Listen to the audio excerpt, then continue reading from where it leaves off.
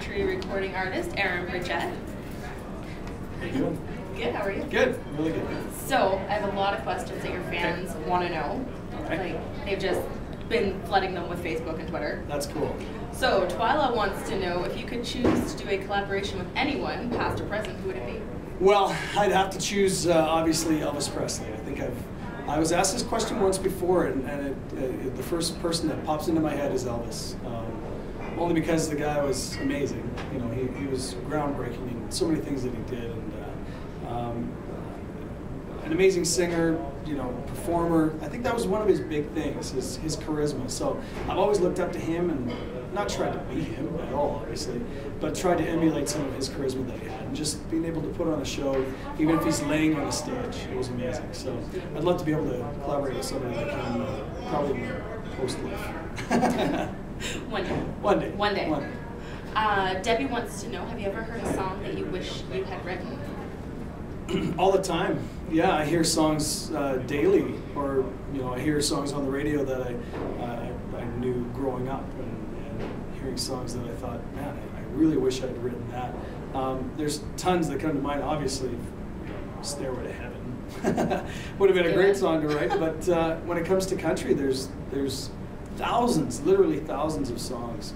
I think Garth Brooks' "If Tomorrow Never Comes" was sort of my first real country song that I absolutely loved. And there's another George Strait song called "Run" that I really, really love this song. And I listen to it over and over and over again.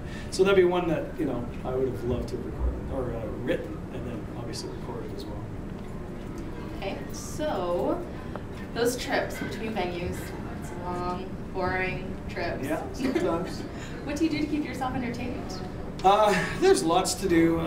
If you're with the band, obviously, it's pretty entertaining enough themselves, just hanging out with these guys and listening to them, because they're really fun to hang out with, and they're zany and crazy and like to joke around, but they're also guys that I'm very comfortable being myself completely with, you know, totally talking to them about serious subjects as well. So, but there's obviously, you know, you find extracurricular activities to take part in, and especially we're in towns like Calgary. I know a lot of people in Calgary. I know a lot of people in Red Deer, Edmonton, Medicine Hat, and Drumheller, and all over the place. So I'll go out with friends and hang out with them, and if not, sometimes we'll go check out bands. There's lots of great bands playing everywhere that sort of undiscovered. So that's one of the better things that I do. So do you have any hidden talents that you'd like to share with us? No, I wish I could tell you something like, you know, I could tie a little cherry stem into a knot, but I can't. I don't have anything like that with my tongue. But I can't do anything like that. I guess I just I'm sort of a little bit of an artist, I guess you could say. I've always had this little artsy side to me. I mean, something stupid that sort of everybody kind of knows is I'm a bit of a I'm not a health nut, but I'm sort of a nut in the way that I like to try and keep my body in shape, obviously, but I'm also trying to think of other ways for people to try and keep their bodies in shape, and looking up as much as I possibly can on the internet, as well as through magazines like Men's Health magazines. So I'm just a bit of a want to try and help other people, you know, stay in shape or get in shape as well. So a couple things like that. All right. So your posse Yeah. on Twitter. Yeah, it's great. They've sent in a couple questions. Yeah. They want to know why Pinch was taken off the set list, and if your set list changes from night to night. Yeah, the set list changes from minute to minute sometimes. You never know what's going to happen in any given night. So, Pinch was taken off the set list just recently for the acoustic shows only. Just because it was translating okay, but it wasn't translating the way I wanted it to. The crowds loved it, but I wasn't playing it with as much energy and as much, I don't know, I wasn't enjoying playing it as much as I should have been. But I love the song. Obviously I co-wrote it with Willie Mack, but when we play it with the band, that's when it really comes off. And that's the problem with what I do, is that I have those differences to compare to. I can say, well, I play this live with the band, and it sounds great. And then acoustically I play it, and it just sounds like garbage. So I had to cut that one. But you never know. If I get enough people requesting it out at shows, then I'll have to bring it back for the acoustic shows.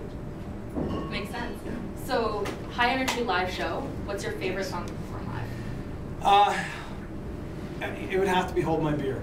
A lot of people think, oh yeah, of course it would be, but really what it does is the whole show is sort of structured, and I'm really nervous at the very top, and I get really excited, and then I sort of hit a groove, and then by the end of it, usually we end the show with "Hold My Beer," and by the end of it, I'm always wondering if the crowd's really gonna dig it, or be ready for it, or are they just kind of going, okay, that was good, and the show could be over.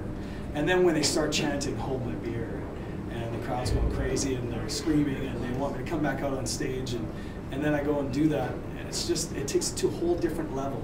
And by the time I come off the stage, relax, do autographs, I'm still hyper from that song, still wired. I get back to a hotel room, just lay there in bed, because I'm vibrating with excitement still from playing "Hold My Beer." So that's by far my favorite song.